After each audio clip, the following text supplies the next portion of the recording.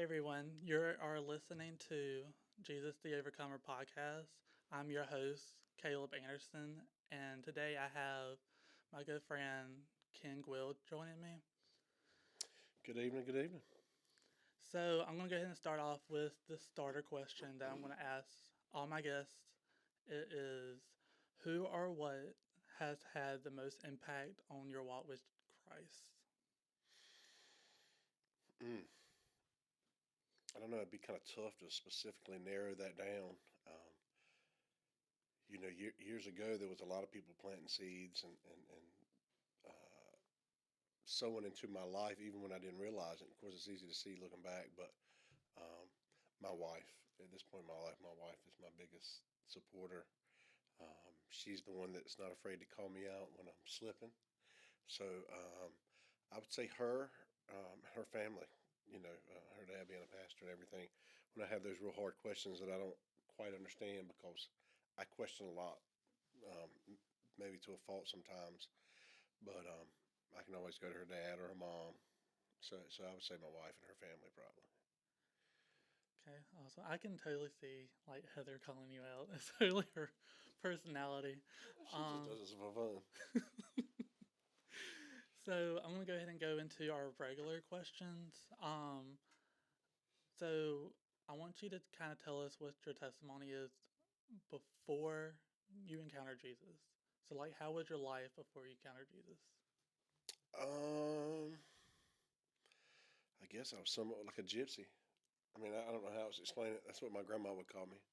Um, I just floated from place to place. I lived where I could, and um, I mean, up through high school. I mean, not to go too far back, but through high school and early years of college, I was a pretty good kid. I made straight A's. I was real smart in school, and then somewhere along the way in college, I wasn't trying to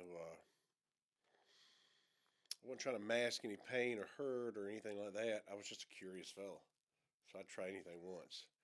And I think I tried a few things that I really liked, and so um, I got hooked on drugs, and it always started small, marijuana, and some mushrooms here and there, and some acid and stuff like that. And then of course it grows. You begin to do more things, and the next thing you know, you're homeless, and you don't have any friends, and you don't have any money, and um, but leading up to that. Um, 3 or 4 years before I ever got clean, I knew that I didn't want to be that way. I knew there was something more for my life. I knew that I didn't know that God had anything in store because I didn't grow up in church. I used to go with my grandma on Easter, and we go on Sundays, but and I would go to my friends to their youth groups on Sunday nights just to be with my friends. But that was it. We didn't know about church, and I knew there was a Jesus. I believed there was something higher. But long story short, this little lady in a gas station one night told me, she said, "You can't hide from God." And I've been on about a 4 day binge. She said, "Whatever you're running from, you can't run from Jesus." And I just thought, crazy old lady, you know, whatever. And I got my cigarettes and my beer, and I left. And man, that thing hung with me for a couple days. And I woke up in Wilson on some guy's couch. I really didn't know him. I had cooked all his cocaine up and smoked it. And I called my dad and told him I was ready to come home. And he hung up on me. So I called my mama. And I said, "Hey, I want to come home." And she said, "Where are you?" So, but I didn't have any idea where I was at. So I ended up getting in touch with a friend of mine who came and picked me up. Took me to his house. That was on a Sunday night. And my mom picked me up that Monday morning because I wanted to get high one last time because I knew I wanted to make a change and I was getting ready to do something different. And she picked me up Monday morning. I went home. My dad was gone. And, I hadn't seen him in 6, 7 months. I hadn't seen him in a while or even talked to him. And so I sat down and we talked, my mom, my dad, and I told him everything I'd ever done since I was about 16. And my dad finally looked at me and was like, "I said, no, I don't want to hear anymore. I'm through. I'm tired of hearing it. I, I can't do anything to help you." I was like, "All right, cool." Because I've always felt like my dad could do anything. Everybody thinks your dad's your hero, and mine was. And so he told me, he said, "Listen," he said, I wish I could help you, but can't do nothing for you. If I could, I'd have done it already. He said, but why don't you come to church? Me and your mom have been going to church. I've never, and my dad had never been to church. He was dead set against it. Not because he didn't love Jesus, but he worked 7 days a week. And that was just his thing. But um, he said, but I think there's somebody there you can talk to. You can tell him all your problems. Maybe he can help you. Well, I figured it was a friend of his or somebody he met at church. Of course, he was talking about the Lord. But so I went to church that Wednesday night, and man, I told him, I tell people all the time I don't have any idea what the preacher said. I don't have any idea what he was preaching about. I was ready to just leave and smoke a cigarette. That's all I could think about. Just get me out of here. It's hot. I don't want to be here. Um, but my cousin got out of her seat and drug me up to the front of the church. It's like, hey, I know it's weighing heavy on you. Just pray about it. And I did. I went up front, and man, I just lost it. I just had a breakdown.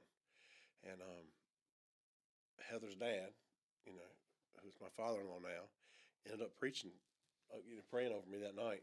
And my dad was there, and he gave his life to the Lord, and I did at the same time. But up to that point, I wasn't a bad person, I don't think. But I think a lot of people that have done drugs or been addicted at any point in time, um, sometimes we allow our vices to push into maybe doing things we wouldn't normally do as a person. I mean, I think it. I always thought I was still a good guy, but I've done a lot of things I'm not proud of Mm-hmm. that I don't think I would have done if I was high. But I also think sometimes maybe we get a skewed perspective because of that drug. Allows. I've always had the angel on this shoulder and the devil on this shoulder. And I think at times we allow this devil to be a little bigger than what he should be. But that's about it, man. I mean, I could probably tell you a lot of stories, but I don't know if you want to hear all that. Not tonight. Well, talking about that night that you went up to the altar and got saved, my parents were actually there, Yep. and I remember it's probably about 2, 3 years ago. My mom was telling me how she remembers you getting saved, Mm-hmm. and um, then she told me a lot of your other story that I didn't know yet, Yeah. and your whole testimony is just so powerful. And I know you've gotten in front of the church and you've shared bits of it, and it's just so many people I feel like could grow closer to Jesus just knowing where you came from and where you're at now. Because if you look at you now, nobody could ever tell that you were ever on any type of drugs or anything like that. Because Had a lot of dental work done too. But yeah. but I just think that's, I mean, I've known you for so long, I didn't know any of that. Well, and I wish I could take credit for it, but I mean, God's got that restoration power. Yeah. I mean, I think physically, mentally, I still deal with some stuff. Even physically, I can't smell, sometimes, but I think He's got that restoration power, and I think we go through the things that we go through. Um, I hear people say all the time, "Oh, it happened for a reason," and I don't think God intends for us to go through those tribulations and those trials and those hard times. But I think He's a God of choice. I think He allows us to make those choices, and I think He could use those for us going Mm-hmm. forward. Yeah. And so, rather than just kind of waste what I went through and the things I dealt with, I feel like God puts us in a position uh, to go through that to be able to help somebody else. Right. I don't think that you go through those things for naught. It's just like, Heather's we had a miscarriage between my kids. Um, my wife, she does ultrasound. She works at a hospital, and she runs into women all the time that are going through that same thing. And I tell her, so well, that's why you went through it, and I think that's a big part of anybody's testimony. Yeah. Um, but I also believe that I struggle telling my testimony sometimes because I don't want to feel like I'm saying it in a way like bragging, like, look what God did for me. I don't want to be like that. Mm-hmm. But sometimes when you can't think of anything else to say, you can say, hey, if he did it for me, then he'll do it for you too. Yeah. So it is like a, hey, look what God did for me, not because of who I am, but because of who he is. Right. And I think that's hard to relay to some people sometimes. Um, but I think that's what's so powerful about anybody's testimony. Um, my testimony is easy. It's easy when you've been in the mud to appreciate being pulled out. Mm-hmm. My wife's been a follower of Jesus all her life. And I hear people say, oh man, I don't have a testimony like that. But sometimes I think that's the hardest testimony, maintaining that relationship and never giving up. Mm-hmm. It's easy. I struggle, and your dad and I have talked about it for years, just back and forth. You're here, and your relationship's up here, and then you're down here. And there's ebbs and flows, and trying to be more consistent. That's even this year, that's kind of the thing we're talking about in my family is being more consistent, letting that be our testimony, Yeah. our consistency. Um, but anyway, I want to go right into the next question, which is after you got saved, how did you change and cut out the people who were negative, who were the greatest influence? the negative influences. Yes, I was getting tongue tied. I struggled with that, but because my using buddies, my friends, the people that I used to run with, um, a lot of them were friends prior to you Mm-hmm. using. So they were still my friends, but I always felt like, I don't want to turn my back on my friends. I don't want to give them the wrong idea, and then somebody told me, they said, listen, if they're your friends, they'll either understand or they'll join you. They'll see that joy. Um, I had to cut some people out Mm-hmm. because I'm unfortunately I'm not a leader. I'm a follower. So being around the wrong people is not good for me.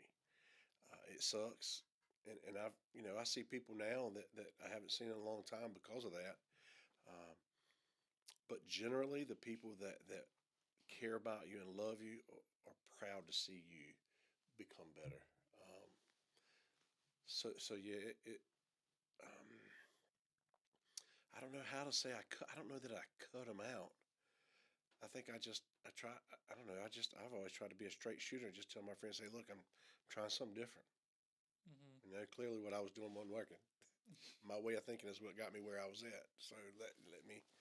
Um, so I started going to some NA meetings, um, going to church, and I think other people that have been through what I've been through can tell you. I mean, when you start trying to do the right thing, people will more or less cut themselves out.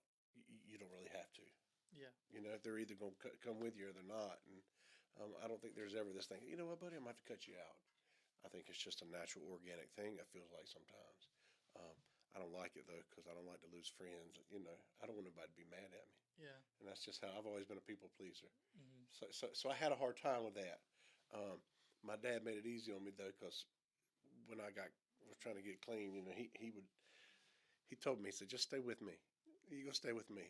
When I say jump, you jump. That was it. So he didn't leave me a whole lot of choice either. So I was blessed to have that in my life. But Okay. Well,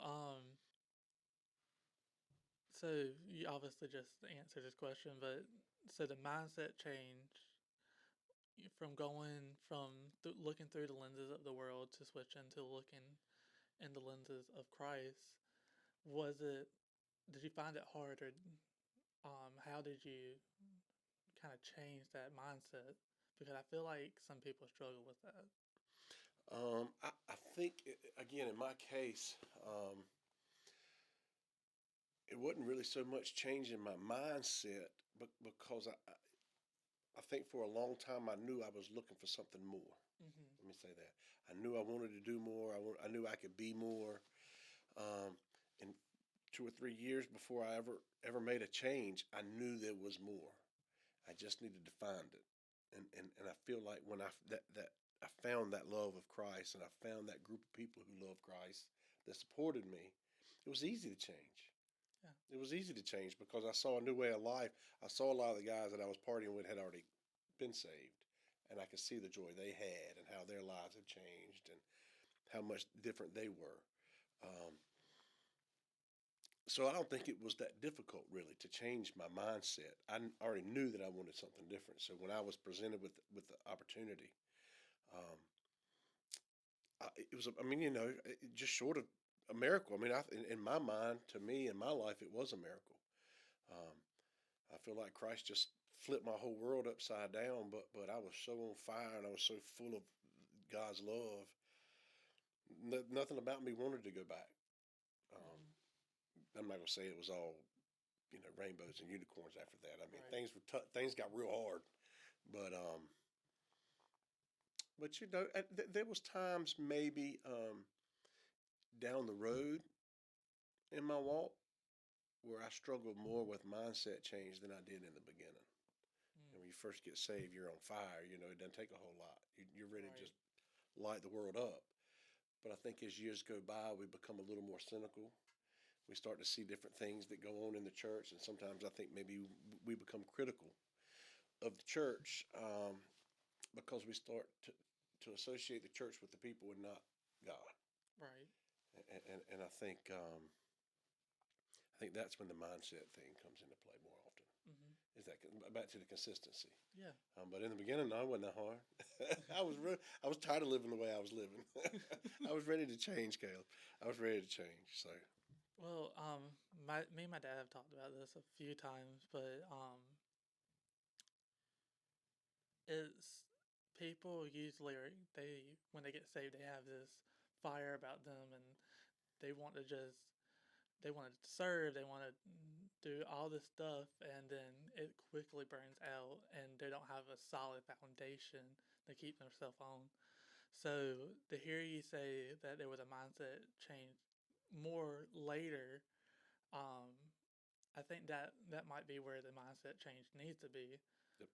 because you might be on fire, but sometimes it's going to get hard, and you're gonna need to change how you're seeing things and get to know God, because sometimes the church is not going to show you what you're really wanting to see. Yep, and you're exactly right. And I think that in my early walk, um, just strictly by happenstance, I started. We were at church in Tarboro, Sunset with Ricky Freeman. I had good, and things were pumping, and it was great. And I was on fire for God. But I think maybe a year or two after we started going to church, again, I wanted to serve. I wanted to be on all the committees. You want to do Yeah. everything from sing to open the door and preach and everything else. Right. Um, but we left, of course, and Ricky was led to plant a church. Forkin was led to plant a church. So we planted a church over in Rocky Mount, and that was still pretty early in my walk, and I was still pretty on fire, I think. But um, all of a sudden, I've gone from being a church member and worshiping Jesus and being fed to having to fill holes in the ministry. Mm-hmm. So I did everything. We built the church. We had to introduce. I had to do kids church. We had, I mean, just short of singing, we did it all. And then I started having to learn sometimes the ugly inner workings of church, and it was kind of tough. That was early in my walk, and so I think that kind of pushed me back a little bit. Um, and really until years recent, since we've been going here the last 4 or 5 years, when I've been able to sit in the congregation and for a few years now just be fed Right. and just be fed and be fed. Uh, that's been a big thing for me. So I think maybe my early walk could be not a good example, because I was thrust kind of into the the business side of the church Mm-hmm. before I really got a chance to get that foundation of Christ's love and all that kind of stuff. Yeah. So I think it set me back, and I've had to, sometimes you got to back up and punt and start over. And I think when I did, it landed us here, Mm-hmm. and it's been amazing. So Well, I'm glad that you are part of the church. Um, when you dedicated your life to following Jesus, were you instantly delivered from your drug addictions, or was there like a process that you had to go through? It's still a process. Hmm. It's still a process. I mean, well, now I'm a little older, but if I used drugs for 15 years of my life, that was more than half of my life when I finally got saved. Yeah. You know, and um, no, it didn't instantly go away by any means, not by any stretch. Yeah. For years, I dreamed about it. I still have dreams sometimes, Hmm. and then I may be in that dream getting ripped in the dream, and I wake up and I'm like, Lord Jesus, forgive me, and I feel guilty for having that dream. Even like I didn't even do anything wrong. Hmm. It's just like my wife getting mad at me for doing something wrong in her dream. I get mad at myself. I feel like I need to repent, but um, I don't know. Everybody's different. Maybe some people get away from it. I'll always think about it. Yeah. I think it'll always be in the back of my mind. But um, there were times, and I had a lot of stories that used to start. Man, you remember that time we were having some fun and we were getting tore up? Now my stories are changing.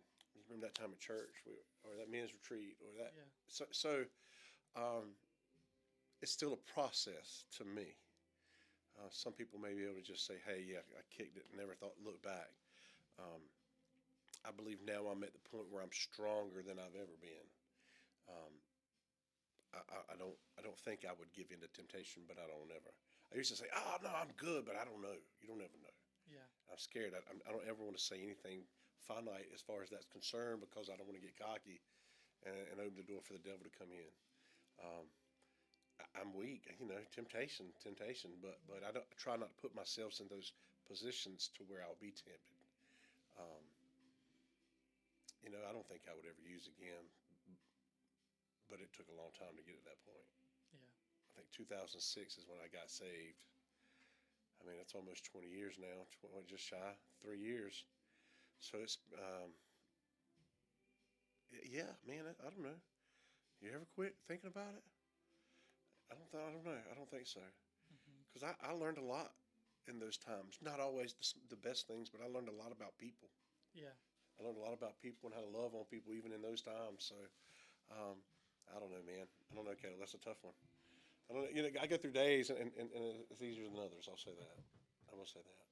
Well, the next question actually goes back to that last line you said. I learned a lot about people. I learned how to love a lot of people. Um, have you always had a heart for people, or did that come after you got Oh, saved? always. Yeah. I've always loved people. And I think it's just a genetic thing, man. My dad loved everybody. Yeah. I love to help people. I love to, if I can make your life better than it is now, that's what I want to do. And at whatever cost, Yeah. that's why my wife takes care of our money because I'd give it all away.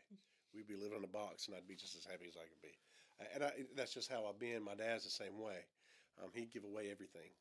If he had a dime in his pocket and you need, he'd give it to you. Yeah. Um, I love people, but unfortunately, my love of people also uh, makes it hard for me to deal with people sometimes. Yeah. you know, um, I think people are tough to deal with. I think today people are. I think generally most people are good. Hmm. I think most people love other people, but I think the people that are not loving have been hurt, Yeah. and that's how I try to look at it. I try to look at it as they don't they're not that's nothing personal. And I grew up taking things personal. I've always thought that people didn't like me for what? Why don't you like me? I don't care anymore. I still love you. Yeah. Um, I think it.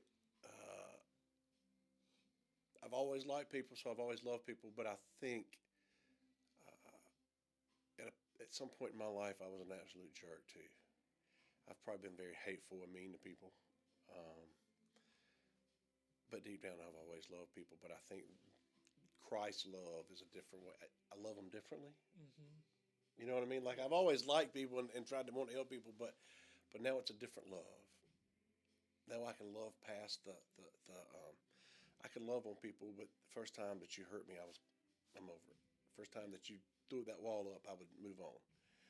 Now I'm more willing to sit down and see what is it that's hurting. Why are you hurt? How can I love on you differently? Um, it's hard with adults. Adults have a lot of walls up most of the time.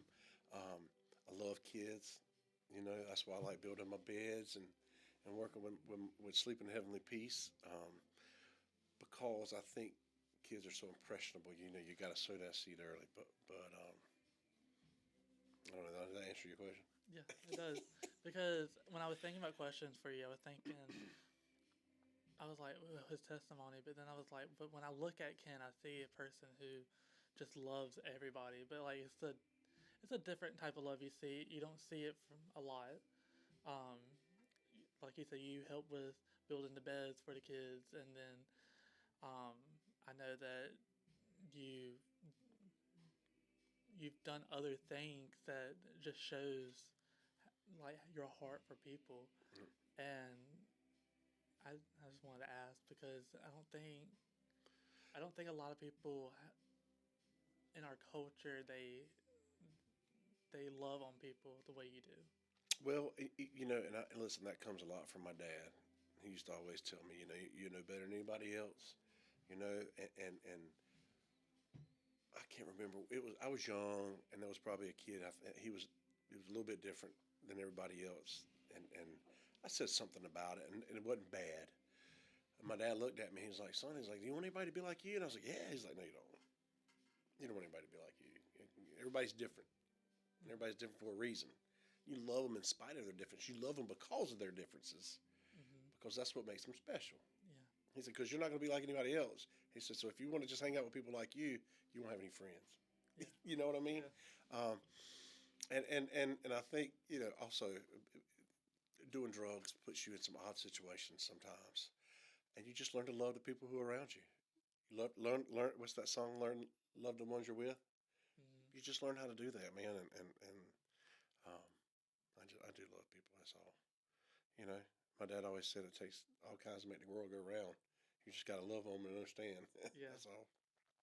I think that's a big. I think that's a problem in society today, and I don't mean to get off subject, but I think too many people are afraid to be vulnerable and to love other people, and they allow that lack of knowledge, whether it be race, religion, whatever the case may be, not being willing to know somebody or to get to know somebody creates a fear. And I think not knowing them, I don't think people are always racist. I don't think they're hateful. I just think they don't know. Mm-hmm. And I think sometimes if people would just open up a little bit, you could overcome a lot of the division in the country. But Yeah. either way, Well, this is probably my last question, but how have you stayed close to God when life gets hard? I know your dad passed away. Um, what it's been probably what a year and a half two, ago. 2 years, 2 years. It's two been year, 2 years. 2 years in the end of January. Yep, See, flies. yeah, it flies. Like I feel like I was Hmm. just there. Um, well, I don't know. I'd like to tell you that when things get hard, you know, what I do to stay close to God is this, and this, but I don't. A lot of times I'm just like everybody else. I just flake out and give up. You know, I'm like, oh, screw it. Why you punish me like this? Now, my dad's death, I never got angry at God for that. I believe, honestly, during that time of his sickness and his death, I, that was something that brought me closer to God, Hmm. um, because I didn't have my earthly father to lean on anymore. Yeah. You know, that changes things. You Yeah. know, so I have become more dependent on God. But to say what keeps me consistent, I don't know, because I'm not consistent. I'm gonna try. I'm trying to do better. Um, but the things that do keep me closer to God are things like my family. We are creatures of habit. I believe that. I know I am. So me and my mom talked about this yesterday. So what I try to do is just create good habits. Make sure you get that first fruits in the morning. Go ahead and read that word in the morning. Hmm. Make sure that I do my devotion at night with my family. Yeah. Make sure my kids pray before we leave the house in the morning. Make sure we pray before we eat. Just the little things. The daily grazing on His Word. Yeah. Um, that's what I try to do. Make sure that I play the right music in my car. Uh, there's a lot of things. Anything can sidetrack you. And I think that's what the devil tries to do. He tries to sidetrack us. And so to stay consistent. Now my goals are to just daily have points throughout my day where I make sure I spend time with him. Hmm. So if I do it in the morning, unfortunately, 2 hours of driving, I've whatever I prayed about in the morning is gone because I don't like driving with people. That's where the devil tests me. But that's it. I think you just got to set up good habits. You may read your devotion every day, and some days it may mean the world to you, and some days you may not remember it by lunch. But if you're not with him all day long, then you know. Yeah. I know at work I'm constantly having like praise music or I'm having a sermon playing in the background and I feel like that keeps me close because it's easy when you're working with the public that to get angry and to Mm-hmm. um see I can see how people look at people the way they do because people are not easy to love. But thankfully, when I having that praise music and I having that sermon, or if I'm having a break, I'm reading something or something like that, it gets my mind right. And And you probably need it more because when you mess with people's money, boy, they get upset. yeah, they do. But yeah, now in that regard though, I'm I'm by myself a lot during the day, um, that does help, and a lot of times now I'm helping people more so I don't get the bad side of them, but Hmm. yeah. Yeah, it has changed my way of looking at people a little bit, and that's something I've been I, praying about because well, I think maybe it's like we talked the other night in small group, which I forget you're not in a small group anymore, boo. But um, when you go through these hard times, or when you're dealing with people, or you're in a place where you want to be, you got to appreciate the struggle a little bit hmm because within that struggle, there's a lesson yeah, and there's a test. That's where our testimonies come from, yeah, is the struggles that we've overcome. So um, you just appreciate the struggle and move with it. That's all. yeah. But yeah, Well, I'm gonna go ahead and end it. I want to say thank you for being on and supporting, and that's it. thanks for having me. Um, if anybody's dealing with problems, give me a holler. I'll point you in the right direction.